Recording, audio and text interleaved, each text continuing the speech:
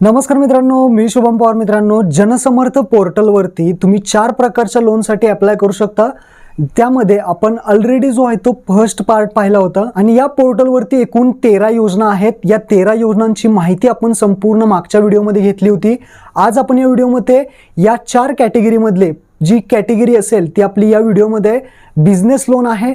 तुमचा जर अगोदर बिझनेस असेल किंवा तुम्हाला आता नवीन एखादा व्यवसाय सुरू करायचा असेल तर त्यासाठी नक्की ऑनलाईन फॉर्म कसा भरायचा आहे, A to Z प्रोसेस या व्हिडिओमध्ये राहणार आहे. त्यामध्ये आपण प्रधानमंत्री मुद्रा योजना या योजनेमध्ये कसं अप्लाय करायचं संपूर्ण माहिती पाहणार आहे. तर व्हिडिओ नक्की शेवटपर्यंत पहा. चॅनलवरती पहिल्यांदा आला असाल तर चॅनलला सबस्क्राईब करून ठेवा. अशाच नवीन व्हिडिओज तुम्हाला भेटत राहतात. चला मित्रांनो, व्हिडिओ सुरू करूया.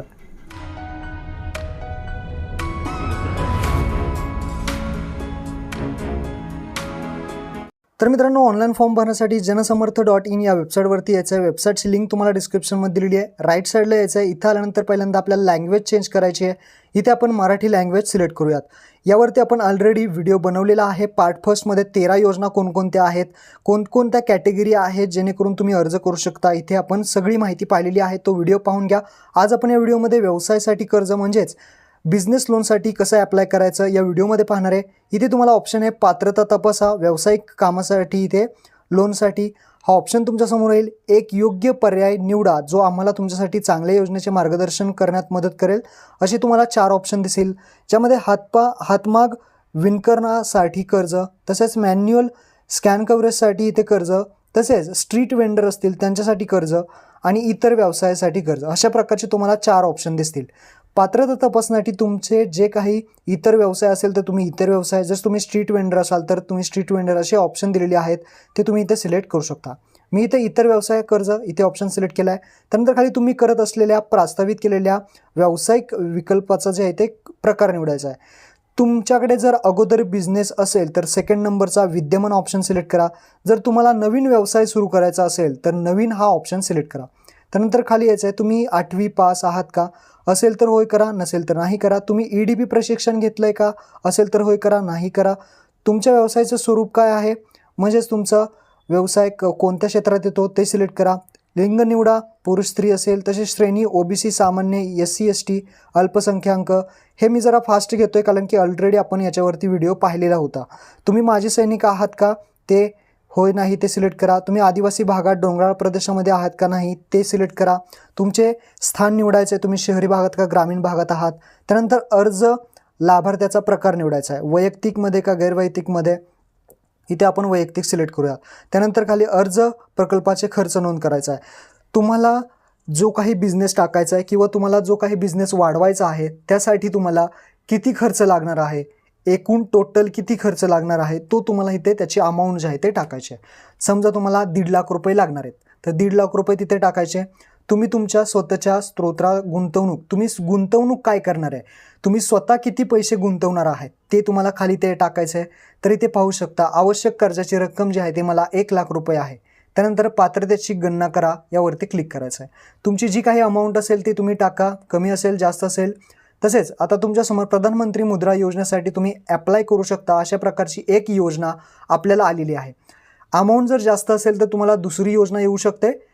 अमाऊंट इथे आपली कमी आहे त्यामुळे इथे आपल्याला प्रधानमंत्री मुद्रा योजनामध्ये आपण अप्लाय करू शकतो, जे की इथं मासिक हप्ता आणि कर्जाचा कालावधी 5 वर्षाचा राहणार आहे. सगळी माहिती तुम्ही वाचून घेऊ शकता. आत्ताच अर्ज करा या ऑप्शनवरती क्लिक करा. त्यानंतर तुम्हाला इथे मोबाईल नंबर टाकायला विचारेल. मोबाईल नंबर इथे तुम्हाला टाकायचा आहे. मोबाईल नंबर टाकल्यानंतर खाली कॅप्चा विचारला जाईल. तो वरती ज्या बॉक्समध्ये तुम्हाला जे काही लेटर्स दिसतील ते खाली टाकायचे आहेत. खाली ऑप्शन दिसेल तुम्हाला मी वाचले आहे आणि संपूर्ण समजले आहे यावरती क्लिक करायचं आहे. गोपनीयता धोरण असेल, अटी शर्ती असतील, स्वीकरण असेल, सर्व तुम्हाला खाली स्क्रोल करायचं आहे आणि पुढील ऑप्शनवरती क्लिक करायचं आहे. हे सगळं वाचून घ्यायचं आहे एकदा. अटी शर्ती असतील, अस्वीकरण असेल, सगळं वाचून तुम्हाला मी अटी शर्ती सगळ्या मान्य आहेत आणि त्यानंतर OTP मिळवावरती क्लिक करायचा आहे. जो काही मोबाईल नंबर तुम्ही टाकलेला आहे त्याच्यावरती एक OTP पाठवण्यात येईल. तो OTP तुम्हाला इथे टाकून घ्यायचा आहे आणि OTP सबमिट करा या ऑप्शनवरती तुम्हाला क्लिक करायचं आहे. तर इथे OTP आला आहे, OTP टाकला आहे. OTP टाकल्यानंतर तुमच्यासमोर ईमेल ID टाकायला विचारेल. इथे ईमेल ID टाकला नाही तरी चालेल, तर इथे काही टाकायची गरज नाही, तुम्ही डायरेक्टली स्किप करायचं आहे. जर तुमच्याकडे इथे OTP येत नसेल ईमेल ID वरती डायरेक्टली स्किप करा आणि पुढे या. पुढे आल्यानंतर तुम्ही अभिनंदन, आम्हाला सापडले आहेत एक योजना तुमच्यासाठी. जी योजना तुमच्यासाठी अवेलेबल असेल ती इथे दिसेल. त्यानंतर पुढे जा या ऑप्शनवरती क्लिक करायचं आहे. पुढे जा या ऑप्शनवरती क्लिक करण्यापूर्वी सगळी माहिती एकदा नीट वाचून घ्या. त्यानंतर इथे येणार, इथे तुम्ही जी काही माहिती भरलेली आहे, तुमचा कोणता व्यवसाय, तुम्ही कोणत्या कॅटेगरीमध्ये, सगळी माहिती बरोबर आहे का चेक करा. एडिट करायची असेल तर संपादित करा या ऑप्शनवरती क्लिक करून एडिट करू शकता. त्यानंतर चालू ठेवा या ऑप्शनवरती क्लिक करा. चालू ठेवा ऑप्शनवरती क्लिक केल्यानंतर तुम्हाला खाली इथे डॉक्युमेंट्स दिसतील. कोणकोणते डॉक्युमेंट्स तुम्हाला रेडी ठेवायचे आहेत. आधार कार्ड असेल, पॅन कार्ड असेल, उद्यम रजिस्ट्रेशनचं सर्टिफिकेट असेल म्हणजेच उद्योग आधार असेल, तसेच सेल्स डिटेल्स म्हणजेच तुमचा सेल्स किती होतो, प्रॉफिट लॉस ते तुम्हाला ठेवायचं आहे. जे काही बँक अकाउंट डिटेल्स असतील ते सुद्धा इथे तुमचे लागणार आहेत. ही सगळे डॉक्युमेंट्स तुम्हाला लागणार आहेत जे की माहिती ऑनलाईन तुम्हाला भरायची आहे. प्रोसीड ऑप्शनवरती क्लिक करायचं आहे. इथे तुम्हाला जे काही कन्सेंट येणार आहे ज्यामध्ये तुम्हाला खाली स्क्रोल करायचं आहे, नेक्स्ट करायचं आहे, सगळी माहिती चेक करायची आहे, नेक्स्ट करून पुढे यायचं आहे. त्यानंतर तुम्हाला पॅन कार्ड नंबर आणि उद्यम रजिस्ट्रेशन व्हेरिफिकेशनचा नंबर विचारेल. पहिली स्टेप येते ते म्हणजे पॅन कार्ड नंबर विचारेल. इथे क्लिक करा, इथे पॅन कार्ड नंबर टाका, पुढे डेट ऑफ बर्थ विचारेल ते टाका आणि सबमिट करा. खाली तुम्हाला उद्यम रजिस्ट्रेशनचं व्हेरिफिकेशनचं टाकायचं आहे. पहिल्या ऑप्शनमध्ये आपण इथे पॅन कार्ड नंबर टाकूयात, डेट ऑफ बर्थ टाकूयात आणि सबमिट ऑप्शनवरती क्लिक करूयात. तर इथं मी सगळी माहिती टाकून घेतली आहे. तर पॅन व्हेरीफाईड सक्सेसफुली असं तुम्हाला आलं पाहिजे. पॅन कार्डचं आपलं काम झालेलं आहे. त्यानंतर तुम्हाला खाली यायचं आहे. खाली तुम्हाला उद्यम रजिस्ट्रेशन व्हेरिफिकेशन करून घ्यायचं आहे. उद्यम रजिस्ट्रेशन जर तुम्ही काढलं नसेल तर याच्यावरती आपण उद्यम रजिस्ट्रेशन व्हेरिफिकेशनवरती म्हणजेच उद्यम सर्टिफिकेट कसं काढायचं यावरती ऑलरेडी व्हिडिओ बनवलेला आहे. तो व्हिडिओ पाहून घ्या. तुम्हाला एक नंबर भेटला असेल सर्टिफिकेटवरती किंवा रजिस्ट्रेशन केल्यावरती UDYAM असं पुढे लिहिलेलं असतं. तो नंबर जो असेल तो इथे तुम्हाला टाकायचा आहे. UDYAM पूर्ण नंबर टाकल्यानंतर जो काही मोबाईल नंबर उद्यमला दिलेला असेल तुम्ही तो इथे टाकायचा आणि सबमिट ऑप्शनवरती क्लिक करायचा आहे. इथे आपण उद्यम रजिस्ट्रेशन नंबर टाकून सबमिट करूया. तर इथे पाहू शकता उद्यम व्हेरीफाईड सक्सेसफुली झालेला आहे. त्यानंतर तुम्हाला खाली यायचं आहे. खाली आल्यानंतर आधार कार्डचे डिटेल्स द्यायचे आहे. आधार कार्डचे डिटेल्समध्ये तुमचा इथे आधार कार्ड नंबर टाकायचा आहे. आधार नंबर हा ऑप्शन सिलेक्ट करा. आधार कार्ड नंबर टाकायचा आहे. आधार कार्ड नंबर टाकताना एकदम व्यवस्थित आधार कार्ड नंबर टाकून घ्या. तुम्हाला पॅन कार्ड नंबर, आधार कार्ड नंबर आणि उद्यम रजिस्ट्रेशन हे सगळी माहिती इथे या पेजवरती भरायची. आता आपण आधार कार्ड नंबर टाकला, गेट OTP वरती क्लिक करायचं आहे. आधार कार्डला जो मोबाईल नंबर रजिस्टर असेल त्याच्यावरती एक OTP पाठवण्यात येईल. तो OTP तुम्हाला इथे टाकायचा आहे आणि सबमिट ऑप्शनवरती क्लिक करायचं आहे. तर इथे आपल्याला OTP आलेला आहे. आपण OTP टाकून घेऊयात आणि सबमिट ऑप्शनवरती क्लिक करूयात. तर इथं आपण सबमिट करूयात. OTP टाकला आहे. सबमिट केल्यानंतर पुढची स्टेप येते ते म्हणजे थर्ड नंबरची स्टेप. थर्ड नंबरच्या स्टेपला आपण जाणार आहोत. त्यासाठी तुम्हाला खाली इथे तुम्हाला प्रोसीड ऑप्शनवरती क्लिक करायचं आहे. फोटो वगैरे ॲड्रेस वगैरे बरोबर आहे का चेक करा. त्यानंतर प्रोसीड करा. इथे आल्यानंतर तुम्हाला 3 नंबरला सेल्स डिटेल्स विचारेल. जर तुम्ही ITR फाईल वगैरे केलं असेल किंवा तुमचा GST असेल तर त्या संदर्भातली माहिती आहे. GST is not applicable to my product. तुमचे जे प्रोडक्ट आहे, सर्व्हिस आहे त्याच्यावरची GST नसेल लागल तर पहिला ऑप्शन दिलेला आहे. GST is not applicable my step एक ऑप्शन आहे. we are not required to GST return. GST return भरत नसाल तर तिसरा ऑप्शन आहे किंवा अदर रिझन या ऑप्शनवरती तुम्ही क्लिक करू शकता. जे काही ऑप्शन तुमच्याकडे असतील, GST ॲप्लिकेबल नसेल तुमच्या सर्व्हिसेसला किंवा तुमच्या प्रोडक्टला तर पहिलं ऑप्शन. त्यानंतर अदर रिझनसुद्धा तुम्ही निवडू शकता किंवा तिसरा नंबरचा we are not required field return ते सुद्धा तुम्ही करू शकता. ऑप्शन निवडल्यानंतर नेक्स्ट करायचं आहे. त्यानंतर do you have GST in registration for your business. जर तुमचं GST असेल तर इथे येस करा, नसेल तर नो करा. खाली तुम्हाला बिझनेसचं डिटेल्स विचारेल. नेम ऑफ बिझनेस, तुमच्या बिझनेसचं नाव काय आहे. तुमचं शॉपचं असेल तर शॉपचं नाव तुम्ही इथे टाका. त्यानंतर डेट ऑफ इनकॉर्पोरेशन, तुम्ही शॉप कधी चालू केलेलं आहे त्याची डेट तुम्हाला पुढे विचारेल तर ते डेट तुम्हाला इथे टाकून घ्यायची आहे. नेम ऑफ बिझनेस टाका, डेट टाका. त्यानंतर कॉन्स्टिट्यूशन म्हणजेच सोल प्रॉपर्टीचं आहे का दुसरं काय आहे ते तिथे येईल. स्टेट सिलेक्ट करा, सिटी सिलेक्ट करा, पॅन कार्ड नंबर टाका. नंबर ऑफ कस्टमर्स तुमच्याकडे किती येतात ते तुम्हाला टाका. हायेस्ट सेल टू 1 कस्टमर, एका कस्टमरला तुम्ही किती सेल केलेलं आहे जास्तीत जास्त ती अमाऊंट तुम्ही इथे टाकू शकता. त्यानंतर तुम्हाला ही सगळी माहिती टाकायची. ही बिझनेस डिटेल झाली. त्यानंतर तुम्हाला खाली यायचं आहे. खाली आल्यानंतर monthly sales of last 12 month, last 12 महिन्यामध्ये तुमचा सेल किती झालेला आहे. जानेवारी 2021मध्ये किती झाला, जुलैमध्ये किती झाला, ऑगस्टमध्ये किती झाला ते द्यायचं आहे. जर तुमचा नवीन बिझनेस असेल तर डायरेक्टली तुम्ही 0 ऑप्शनवरती क्लिक करू शकता. झिरो डायरेक्टली टाकू शकता.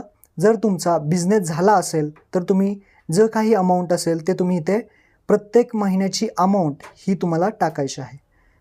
आता इथे आपण लक्षात ठेवायचं आहे, जानेवारीचा तुम्हाला विचारेल 2022चा, फेब्रुवारी 22 जर 22मध्ये तुमचा इन्कम झाला असेल तर 22चा सुद्धा इन्कम टाका. त्यानंतर तुम्हाला खाली सगळी माहिती टाकल्यानंतर टोटल सेल्स तुमचा दिसेल. तुमचा लास्ट 12 महिन्यांमध्ये किती सेल झाला हे दाखवलं जाईल. जर तुमचा काही सेल नसेल झाला तर इथे तुमचं डायरेक्टली 0 येईल. त्यानंतर प्रोसीड ऑप्शनवरती क्लिक करायचं आहे. प्रोसीड केल्यानंतर इथे तुम्हाला declare your financial details manually, financial details manually तुम्हाला इथे टाकायची. आता काय काय इन्कम डिटेल्स विचारेल, जे की इथे तुम्हाला 5वी स्टेप येते. इथे तुम्हाला विचारेल फायनान्शियल म्हणजेच पर्टिक्युलर्स, ज्यामध्ये लक्षात ठेवा तुमचा सेल्स 2021-22मध्ये किती झाला. 2021-22 म्हणजेच मार्च 2021 ते मार्च 2022पर्यंत तुमचा जो काही सेल झाला असेल तो इथे टाका. त्यानंतर प्रोजेक्शन फॉर नेक्स्ट FY म्हणजेच 2022-23ला तुमचा किती काही प्रोजेक्शन आहे, किती अमाऊंटचं प्रोजेक्शन आहे ते तुम्ही इथे टाकू शकता. जर तुमचा 21-22मध्ये काही सेल नसेल तर डायरेक्टली 0 टाका. तुमचं जे प्रोजेक्शन आहे नेक्स्ट तुमचं 22-23चं जे टार्गेट असेल ते तुम्ही इथे अमाऊंटमध्ये टाकू शकता, किंवा 22-23मध्ये आत्ता तुमचा किती सेल झालेला आहे ते सुद्धा इथे तुम्ही टाकू शकता. अशीच तुम्हाला नेट प्रॉफिट असेल, लॉस असेल, इन्व्हेंटरी स्टॉक किती आहे 21-22चा, 22-23चा, त्याची अमाऊंट जी आहे ते तुम्हाला टाकायची आहे. जसे डेबिटर असतील, क्रेडिटर्स असतील, सगळी माहिती तुम्ही इथे टाकू शकता. 21-22ची किती अमाऊंट लागणार आहे, तसेच 22-23ला किती अमाऊंट लागणार आहे ती तुम्ही इथे टाकू शकता. नेट प्रॉफिट आहे, लॉस आहे, इन्व्हेंटरी तुम्हाला किती लागणार आहे, म्हणजे तुम्ही काही घेतले असतील, मशिनरी घेतल्या असतील, दुसरं काही घेतलं असेल, अशा प्रकारची जे इक्विपमेंट्स असतील ते बेसिक माहिती विचारेल तुमच्या बिझनेससाठी तुम्ही इथे टाकू शकता. जर तुम्हाला ही माहिती इंग्लिशमध्ये जर समजत नसेल तर राईट साईडला ऑप्शन आहे मराठीमध्ये, तुम्ही करून ते ऑप्शन इथे सिलेक्ट करून तुमचं नेटवर्थ किती, असेट्स किती, credit debit side, equipments, machinery, जे काही अमाऊंट तुम्हाला लागणार आहे 21-22मध्ये जर तुम्ही खर्च केली असेल ते इथे लेफ्टला टाका, आणि राईटला जी 22ला तुम्हाला लागणार आहे किंवा तुम्ही काही खर्च केले असेल ते इथे तुम्हाला टाकायचं आहे. नसेल केले तर डायरेक्टली 0 टाकून द्यायचं आहे. इथे पाहू शकता मराठी राईट साईडला करा, म्हणजेच तुम्हाला दिसेल की देय किती आहे, कुणाला किती पैसे द्यायचे आहेत, निव्वळ संपत्ती, एकूण मालमत्ता किती आहे, तसेच एकूण दायित्व जसे असेल ते तुम्ही टाकू शकता. जे काही असेल, गुंतवणूक किती करणार आहे केली असेल, मशिनरीमध्ये काय केली असेल, नफा तोटा काय असेल, सगळी माहिती वाचू शकता. त्यानंतर पुढे जा या ऑप्शनवरती क्लिक करायचं आहे. सगळे अमाऊंट टाकून घ्या याच्यामध्ये. त्यानंतर पुढे जा करा. त्यानंतर तुम्हाला आता बँकेचा तपशील 6 नंबरच्या स्टेपला विचारेल. बँकेच्या तपशीलमध्ये तुम्हाला सोपा पर्याय दुसरा ऑप्शन आहे, खात्याला सत्यापित करा. हा ऑप्शन तुम्ही सिलेक्ट करू शकता. जर तुमचा इथे पहिला ऑप्शन सिलेक्ट केला तर तुम्हाला बँक अपलोड करावं लागेल, बँक पासबुक. तर आपण दुसरा ऑप्शन सिलेक्ट करू, खात्याला सत्यापित करा. खात्याला सत्यापित करा हा दुसरा ऑप्शन सिलेक्ट केल्यानंतर तुम्हाला बँक खातेधारकाचे नाव म्हणजेच बँकेचा डिटेल्स इथे द्यायचे आहेत, नाव येणार आहे, कधी खाते काढले आहे किंवा स्टेटमेंट इथे तुम्हाला चांगलं जे स्टेटमेंट असेल ते कोणत्या महिन्यापासून आहे ते तुम्ही तो महिना सिलेक्ट करा. त्यानंतर तुम्हाला खाली यायचं आहे. खाली आल्यानंतर तुम्हाला बँक खात्याचा क्रमांक टाकायचा आहे. बँक खात्याचा क्रमांक म्हणजेच बँक अकाउंट नंबर टाकायचा आहे. पुन्हा एकदा बँक अकाउंट नंबर टाकायचा आहे. तर बँक अकाउंटचा टाईप सिलेक्ट करायचा आहे, करंट का सेव्हिंग ते सिलेक्ट केल्यानंतर IFSC कोड टाकायचा आहे आणि सबमिट करायचा आहे. सगळी माहिती मी इथे टाकून घेतो, इथे काही टाईम घालवत नाही. टाकल्यानंतर सत्यापित करा हा ऑप्शन दिसेल, सबमिट करायचं आहे. सबमिट केल्यानंतर बँक डिटेल्स सगळ्या सेव्ह झालेल्या आहेत. त्यानंतर तुम्हाला 7वी स्टेप येते ते म्हणजे व्यवसायाचा तपशील. व्यवसाय तपशीलमध्ये तुमच्या शॉपमध्ये किंवा तुमच्या बिझनेसमध्ये किती कामगार काम करतात त्या कामगारांची संख्या निवडायची आहे.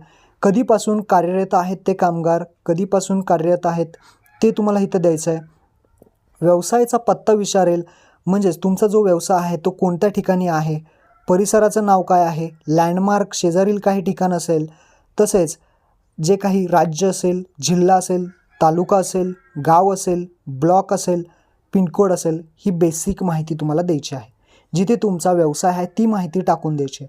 ती माहिती टाकल्यानंतर तुम्हाला खाली यायचं आहे, तुमच्याकडे कुठलीही पेन्शन योजना किंवा विमा योजना आहे का, विमा योजना, पेन्शन योजना जर असेल तर होय करा, अन्यथा नाही करा.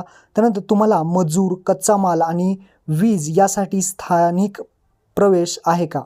म्हणजेच मजूर असेल, कच्चा माल निर्यात करायचे असेल किंवा लाईट बिल लाईट आहे का, असे जे काही असेल कच्चा माल, मजूर तुम्हाला मिळतात का, म्हणजेच त्यांना प्रवेश आहे का? तर इथे प्रवेश असेल तर येस करा. त्यानंतर मालकीचे तपशील द्यायचे आहेत. जो कोणी मालक असेल म्हणजेच इथे नातेसंबंध प्रोप्रायटर येणार आहे. जर दुसरं तुमचं पार्टनरशिपमध्ये असेल, होल्डिंगमध्ये असेल किंवा मेंबरमध्ये असेल, काही ते ऑप्शन सिलेक्ट करू शकता. मालकी तुमची किती टक्के आहे ते द्यायचं आहे. अभिवादन मिस्टर मिसेस जे असेल ते इथे तुम्ही सिलेक्ट करू शकता. तुमचं नाव दाखवेल, मधले नाव, आडनाव, वडिलांचे नाव, त्यानंतर मोबाईल क्रमांक, ईमेल ID, जन्मतारीख, सगळी माहिती, बेसिक माहिती विचारेल, ती माहिती टाकायची आहे. त्यानंतर खाली येईल तुम्ही दृष्टीहून म्हणजे तुम्हाला दिसत आहे का नाही, म्हणजे तुम्ही अपंग आहात का, असेल तर यस करा, अन्यथा नो करा. नंतर आधार कार्डनुसार तुमचा पत्ता जो आहे तो आहे का, असेल तर होय करा आणि आधार कार्डचा जो पत्ता असेल तो इथे टाकून घ्यायचा. ज्यामध्ये सगळी माहिती टाकल्यानंतर मुख्य मालक, भागीदार, संचालक यांचा तपशील द्यायचा आहे. म्हणजेच मुख्य मालकाचं नाव इथे सिलेक्ट करायचं आहे. तुमचा जो असेल तुमचं नाव तिथे सिलेक्ट करा. त्यानंतर प्राधिकरणाचं मूल्यांकन असेल आहे का ते सिलेक्ट करा. जीवन विमा पॉलिसी आहे का तुमची, जर कोणती पॉलिसी काढली असेल तर यस करा, अन्यथा नो करा. त्यानंतर सामाजिक श्रेणी OBC कॅटेगरी कोणती आहे तुमची, SC ST NT OBC general जे काही असेल ते सिलेक्ट करा. त्यानंतर वैवाहिक स्थिती, मॅरिड आहात का अनमॅरिड आहात ते इथे द्यायचं आहे. जर तुम्ही मॅरिड असाल तर तो जोडीदाराचं नाव म्हणजेच हजबंडचं नाव असेल किंवा फादरचं नाव असेल ते तुम्ही टाका. त्यानंतर जोडीदाराचा तपशील तुम्ही द्या, मुलांची संख्या द्या आणि मुले किती आहेत ते द्यायचे आहेत. त्यानंतर कुटुंबातील कोण कमवतं, किती जणं कमवतात त्यांची संख्या द्यायची आहे. त्यानंतर घराची स्थिती कशी आहे ती सुद्धा तुम्हाला द्यायची आहे. ही बेसिक माहिती देऊन पुढे जा ऑप्शनवरती क्लिक करायचं आहे.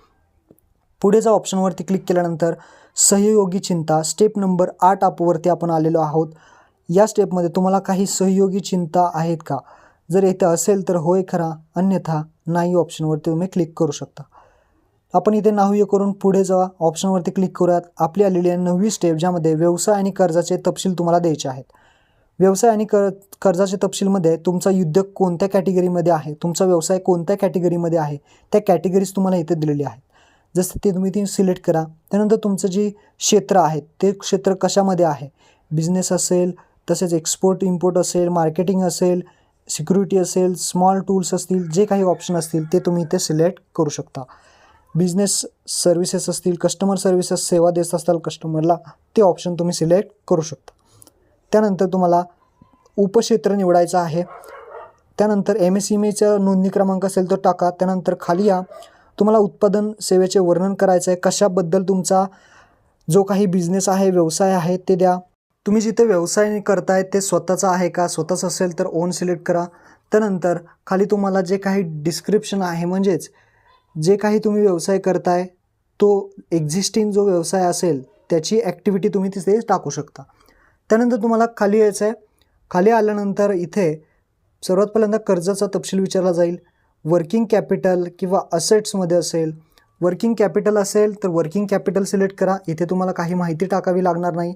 पण जर तुम्ही असेट्समध्ये इथे सिलेक्ट केलं तर तुम्ही किती इयरपासून आहात ते तुम्हाला इथे द्यावं लागेल.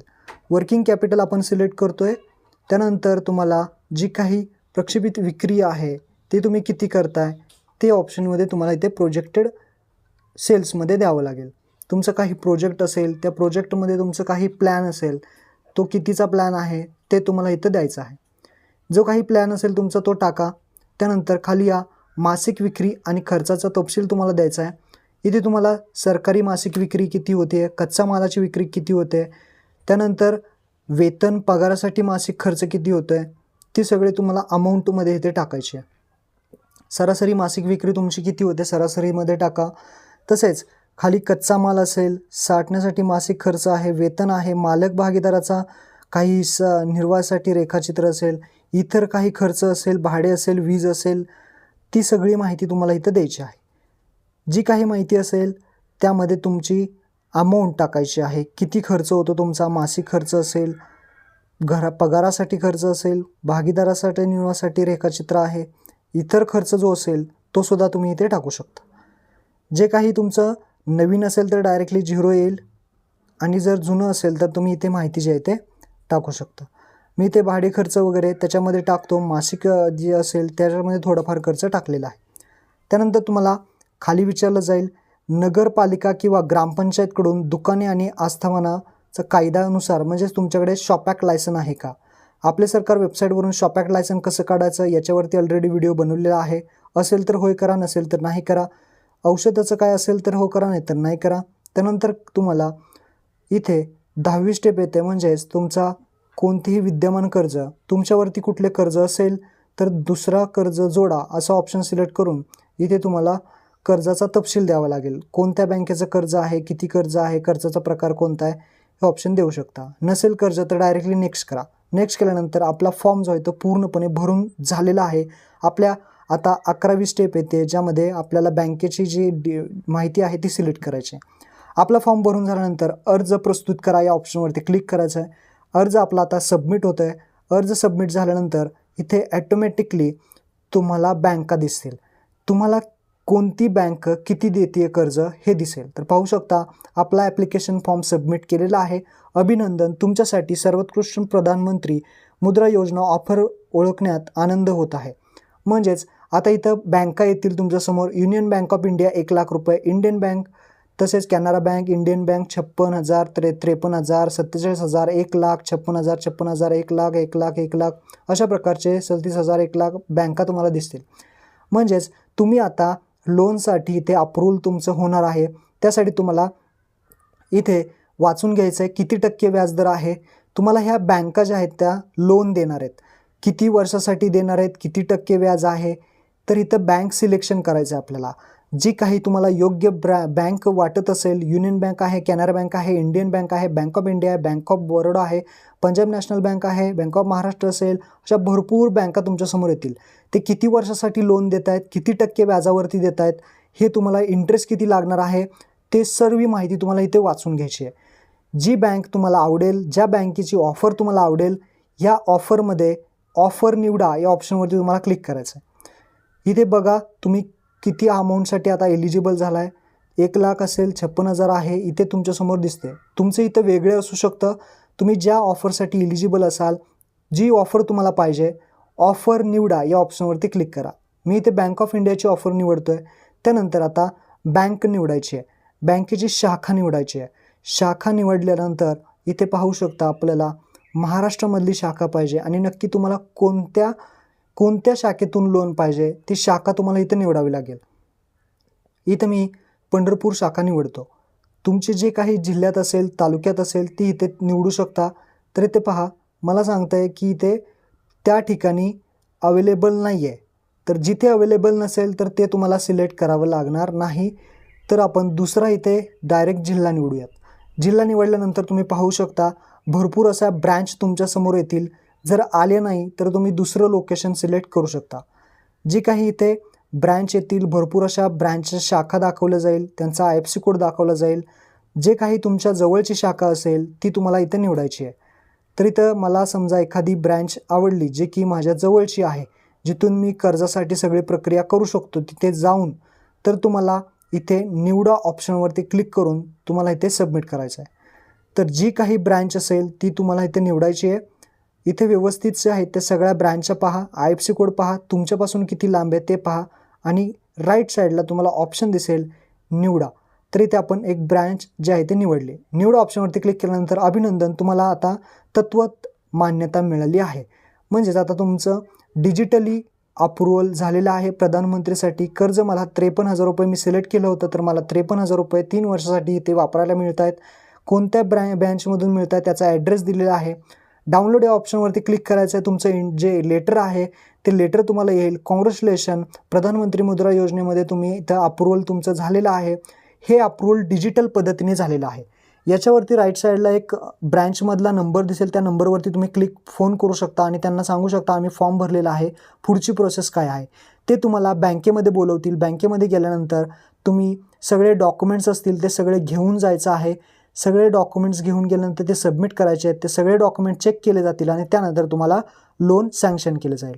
माझा अर्ज इथे पहा, माझा अर्ज पहा या ऑप्शनवरती क्लिक करा किंवा लेफ्ट साईडला अर्ज पहा ऑप्शन दिसेल, तिथे सुद्धा तुम्ही क्लिक करा.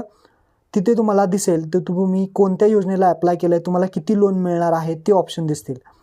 तुम्ही इथे व्ह्यू डिटेल्सवरती जर क्लिक केलं तर सगळी माहिती तुम्हाला दिसेल, तुम्ही काय काय माहिती भरलेली आहे. तसेच आता पहा, व्ह्यू डिटेल्सवरती क्लिक करतो, आपलं ॲप्लिकेशन जे आहे ते भरलेलं आहे आपण. तसेच ॲप्लिकंट डिटेल्स आपली सगळी माहिती भरली आहे.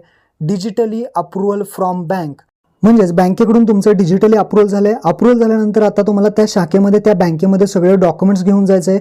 डॉक्युमेंट्स जमा करायचे, डॉक्युमेंट्स चेक करण्यात येतील, तिथले जे काही अधिकारी असतील ते सगळे डॉक्युमेंट्स चेक करतील. त्यानंतर तुमचं लोन सँक्शन केलं जाईल, त्यानंतर लोन तुमचं डिस्ट्रीब्यूट केलं जाईल. तुमचं सँक्शन झालं की तुमच्या अकाउंटमध्ये लोन डिस्ट्रीब्यूट होईल, अकाउंटमध्ये पैसे येतील. त्यानंतर तुम्हाला हप्ता सुरू होईल, जो काही EMI असेल तो तुम्हाला भरायचे आहेत. जे काही 3-4 वर्ष असेल, 5 वर्षाचे EMI सगळे झाल्यानंतर तुम्हाला सबसिडीसुद्धा इथे मिळते. तर अशा प्रकारे हा ऑनलाईन फॉर्म भरायचा होता. हा व्हिडिओ तुम्हाला आवडला असेल तर आपल्या मित्रांना नक्की शेअर करा. धन्यवाद. जय हिंद, जय महाराष्ट्र.